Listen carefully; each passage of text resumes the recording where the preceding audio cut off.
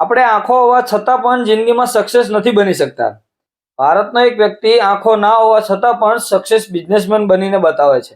આ કઈ રીતે શક્ય બની શકે? હેલો મિત્રો, હું છું અમિત. તમે જોઈ રહ્યા છો સિનેમા શો. શ્રીકાંત ભોલાના જીવન ઉપર એક મૂવી આવી છે રાજકુમાર રાવની. આજે એનું રિવ્યુ કરીશું. રિવ્યુ કરીએ પહેલા ચેનલને સબસ્ક્રાઇબ કરી દો, બેલ આઇકોન પ્રેસ કરી દો જેથી આગળના વિડીયોની નોટિફિકેશન તમને મળી શકે. ભારતના ઘણા એવા લોકો છે જે શ્રીકાંત ભોલા વિશે નહીં જાણતા હોય. શ્રીકાંત ભોલા એ ભારતનો એવો વ્યક્તિ છે જે અંધ હોવા છતાં પણ અત્યારે સક્સેસ બિઝનેસમેન કહેવાય છે. જન્મથી અંધ હોવા છતાં પણ એને કેવી કેવી મુશ્કેલીઓનો સામનો કર્યો છે એના વિશે આ ફિલ્મ બનાવી છે. શ્રીકાંત ભોલાની લાઈફ એ બધા માટે ઇન્સ્પાયરિંગ છે.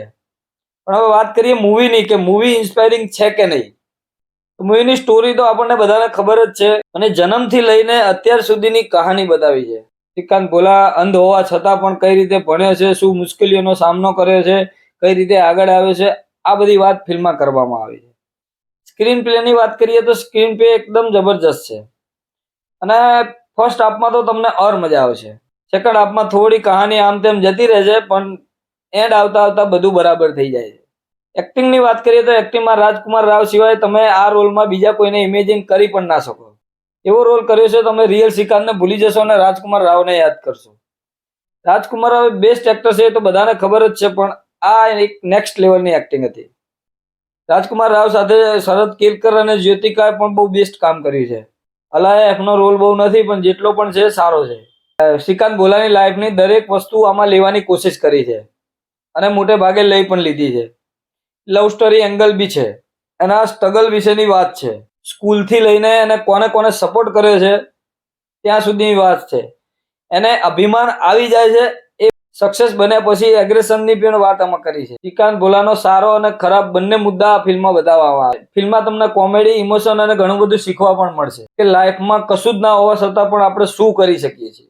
આ મૂવી ઘણા લોકો માટે ઇન્સ્પાયરિંગ બની શકે છે. શ્રીકાંત ભોલાએ એજ્યુકેશન માટે સિસ્ટમ જોડે લડીને એડમિશન લીધું છે. એની દરેક લાઈફની સ્ટ્રગલ બતાવી છે, એજ્યુકેશનની લડાઈ બતાવી છે, સાચું બોલવાની સજા બતાવી છે. અમેરિકાની MIT એ મફતમાં એડમિશન આપ્યું હતું અને ત્યાં એ લોકોએ ભણાવે છે. MITમાં મફતમાં એડમિશન કઈ રીતે મળે છે? શ્રીકાંત ભોલાના સપોર્ટમાં ટીચર અને એના ફ્રેન્ડ હંમેશા એની સાથે રહ્યા છે અને અત્યારે બી સાથે જ છે. ફિલ્મને થિયેટરમાં જોવાની મજા આવશે, OTTની રાહ પણ તમે જોઈ શકો છો.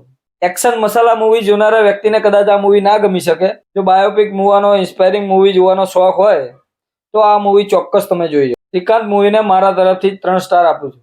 મિત્રો, કેવી લાગી તમને આ શ્રીકાંત ભોલા ફિલ્મ વિશેની માહિતી? કોમેન્ટ કરીને જણાવી શકો છો. તો મિત્રો, મળીએ નેક્સ્ટ વિડીયોમાં નવી ફિલ્મની નવી વાત સાથે.